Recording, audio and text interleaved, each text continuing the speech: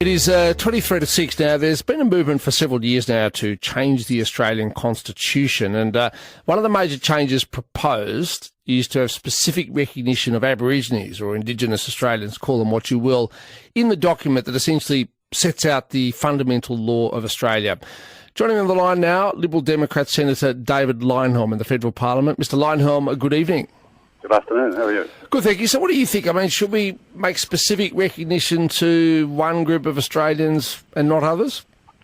No, there are a couple of ideas being floated. The main one is that some sort of recognition that they were the original inhabitants of Australia should be inserted in the Constitution. There are a couple of objections to that. Number one is, first of all, it may not be true. Archaeologists go and find interesting things all the time, and there are some archaeologists who just say, you know, that is not true, and we have to allow for the possibility that it may be proven wrong in the future. But the bigger issue is that if you establish a special recognition for people based on their race, and even if it's the best of intentions, even if it's not done for malicious reasons, it's done for with good motives, it is still a kind of perverse racism. It still is treating some people differently from everybody else on the basis of their race.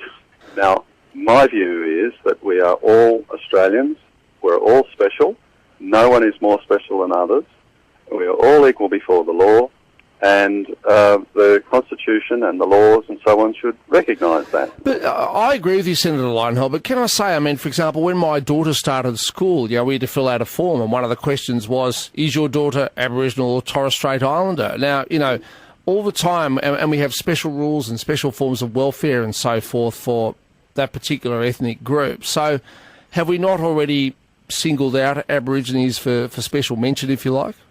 We do. And I don't think that's a good way to go about it either. You can say, well, look, all people with poor health records, poor health histories need to be assisted if that's your inclination, and I don't disagree with that really overall. Now, if that happens to particularly favour certain Aboriginal communities, and obviously it wouldn't necessarily favour Aboriginals located in capital cities or anything like that, but if it happens to favour individual communities, well, fine, target the welfare towards that community. But to assume that because they are Aboriginal, certain welfare should be directed at them, that is perverse racism. Are you also worried that if we make specific mention of Aborigines in the Constitution, we might open ourselves up to the sorts of legal challenges, property claims and the like that we've seen in countries like New Zealand, for example?